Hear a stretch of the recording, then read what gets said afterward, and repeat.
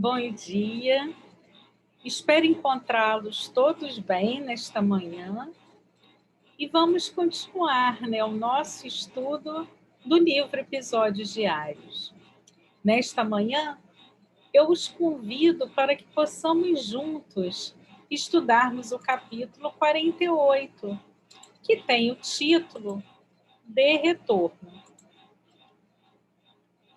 Quando volvas ao lar, deixa à distância os resíduos das dificuldades e problemas enfrentados durante o dia.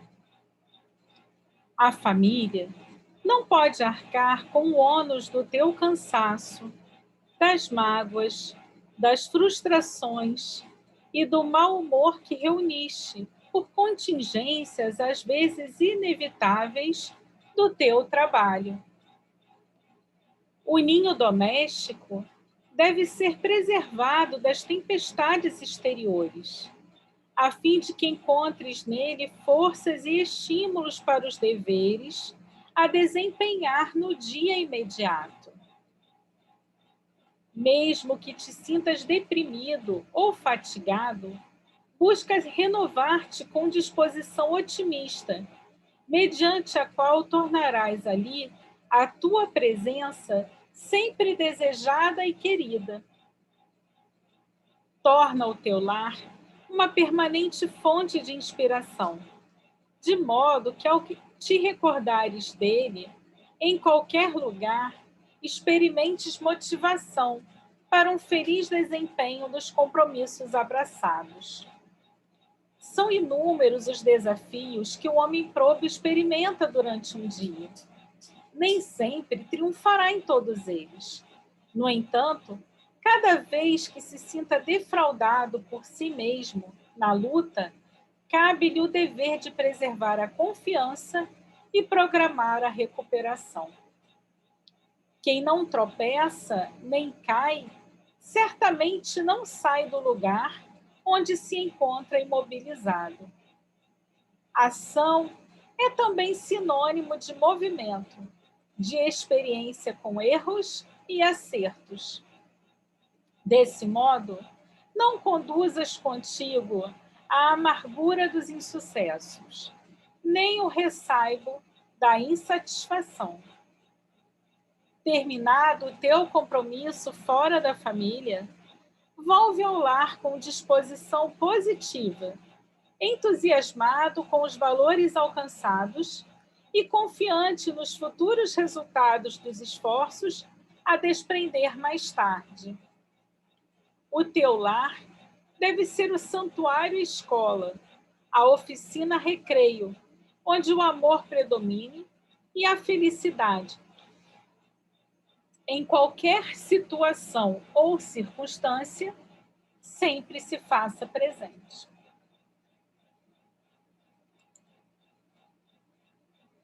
É bem interessante, né? Porque muitas vezes a gente se prepara tanto para ir ao trabalho, mas quando a gente retorna ao nosso lar, a gente não tem o mesmo compromisso, né, com esse retorno.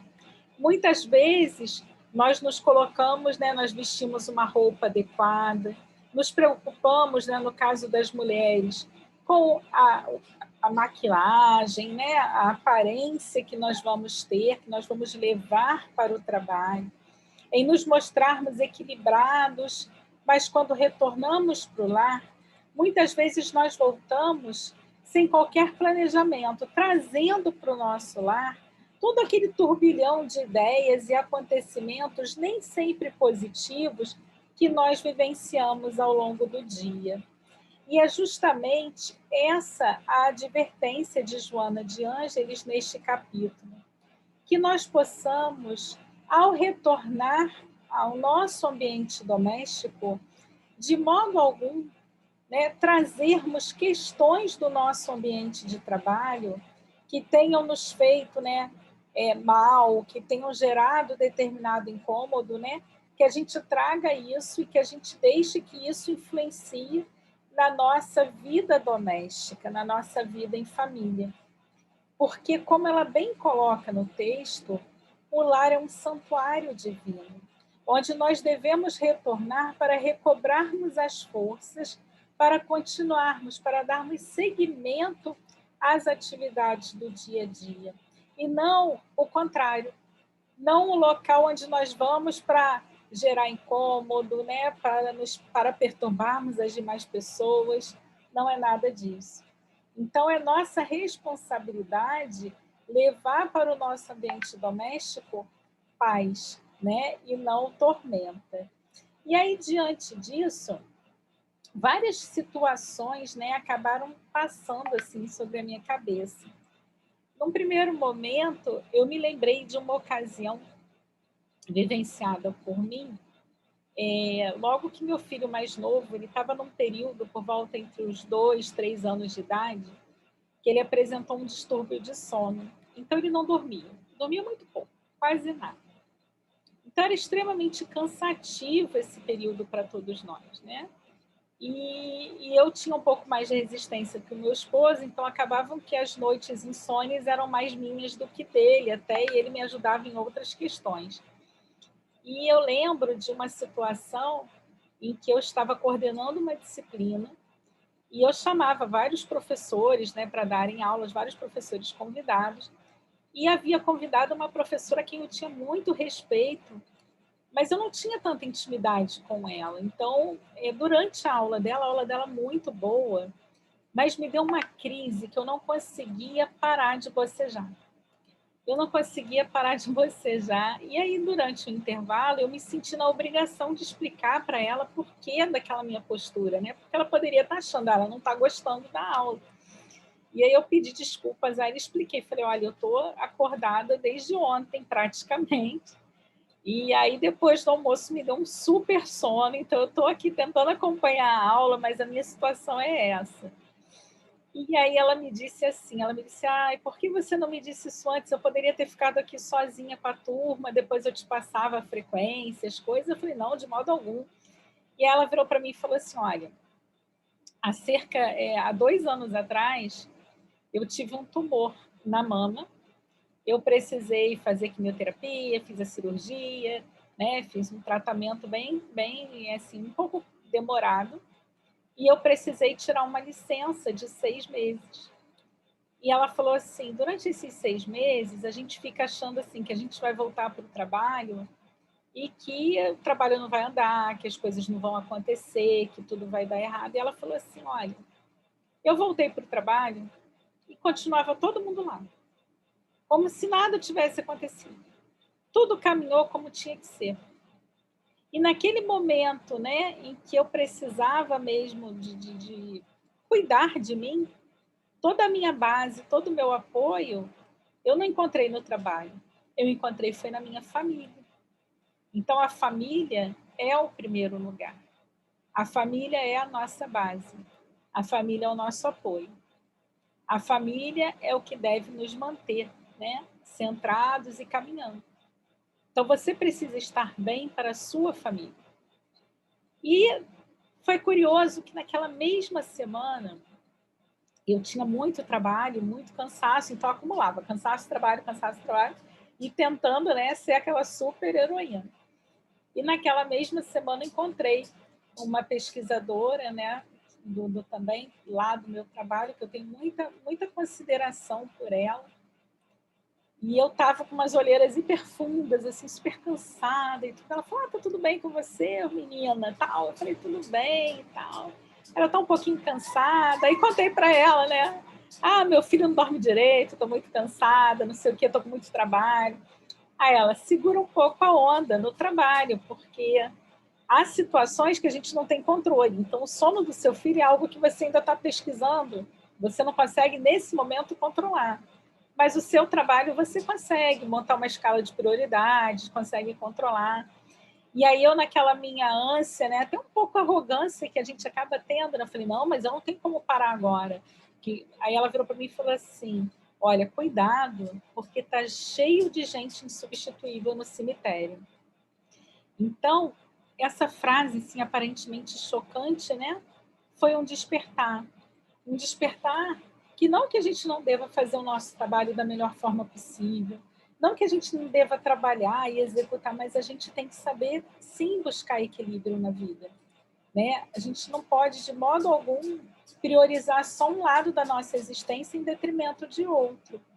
E a família é, sim, aquele ambiente que a gente vem para aprender, vem para crescer.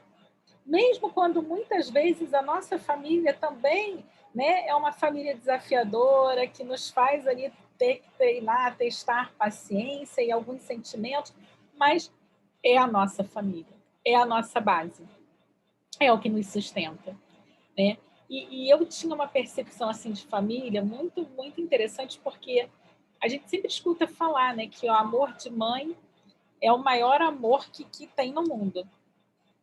E aí lembro que quando eu ia para as reuniões assim dos meus filhos, do meu filho mais velho, eu fui numa reunião da escola dele uma vez, e aí a gente estava falando sobre rotina escolar, época de educação infantil. E durante aquilo eu tinha mania, assim, eu comprava tudo muito bonitinho para ele, meio que reproduzindo o que a minha mãe fazia por mim, né? Eu sempre lembro da minha mãe tinha um cuidado com o material escolar, com as coisas. Então eu queria reproduzir isso para os meus filhos. Então no meu mais velho, eu lembro que eu levei tudo bonitinho para a escola. E durante a discussão das rotinas das crianças, a professora falou assim: olha, então a pasta de dente, alguns outros itens, nós vamos deixar para ser de uso coletivo, então não vai retornar no estojo diário e tal. E quando ela falou isso, uma mãe levantou o dedo e se posicionou assim: mas se eu soubesse que era uso coletivo, eu não tinha comprado a pasta X que meu filho gosta. E aí eu fiquei pensando, falei assim, gente, amor de mãe é amor egoísta mesmo, né? A gente acaba, né? Tem gente que não sabe amar todo mundo, vai amar só o filho dela, quer dizer que só o filho dela merece aquela pasta boa. Porque, no fundo, a gente não tem que julgar ninguém, mas a verdade é que a gente acaba julgando, a gente ainda tem aquele trocinho ruim dentro da gente, que nessas horas, né, dá aquele. E aí eu falei, eu não vou falar nada, não, mas fiquei com aquilo ali, feriu, sabe? Aí eu falei, gente, aí a partir daquele dia eu fiquei assim, gente, amor de mãe é amor egoísta, né? A gente sempre assim, né? Que é onde é o nosso filho, ele tá numa má fase, o filho do outro é mal educado. O meu filho, ele tá um pouquinho agitado, o filho do outro, aquele menino é uma peste. Né? E aí eu comecei a refletir sobre isso e comecei a ter essa imagem. Até que recentemente, na festa, né, do Dia da Família, na instituição onde meus filhos fazem a evangelização, a gente conversando, comemorando, né, eles passaram um vídeo, tudo já agora isso na pandemia, veio uma mensagem que aquilo me tocou profundamente, porque a mensagem dizia assim: Jesus nos ensinou a amar. Ele nos ensinou que nós devemos amar uns aos outros. Só que nós, imperfeitos que somos, ainda não somos capazes de amar a todos por igual. Então, Jesus nos colocou numa família para que nós pudéssemos, né, iniciar esse processo amando aquele pequeno grupo ali que compartilha conosco das experiências, como um exercício, para que a gente aos poucos vá expandindo, até que nós, enquanto espíritos, alcancemos, né, uma etapa de sermos capazes de amar a nossa família universal. Mas tudo é um processo. E aí, quando eu me deparei com isso, eu falei, é verdade. Não é que aquela mãe seja egoísta, é que, na verdade, nós, no estágio em que nos encontramos, ainda, né, estamos aprendendo. E a gente aprende na família. E é na família que a gente deve fazer sempre o nosso melhor. É na família que a gente deve começar a exercitar realmente o verdadeiro significado do amor, que não é o falar, mas é o agir, é o sentimento.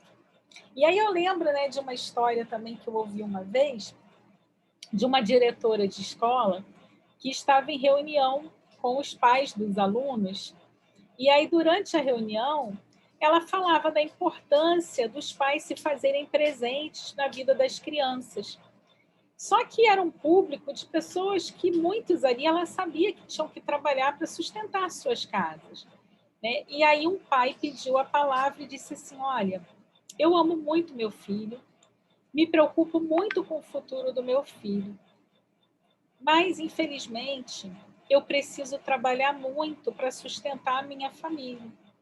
Eu não estudei muito, então eu preciso ter 2 empregos. Então, muitas vezes eu saio de casa, meu filho ainda está dormindo. E quando eu chego em casa à noite, meu filho já foi dormir. Mas eu faço um combinado com ele aos finais de semana. Toda noite, quando eu chego, eu dou um beijo nele.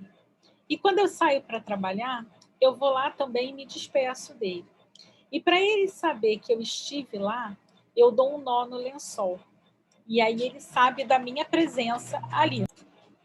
E aí a gente vê com essa lição que, na verdade, né, a base não é, às vezes, necessariamente aquilo que a gente vai falar.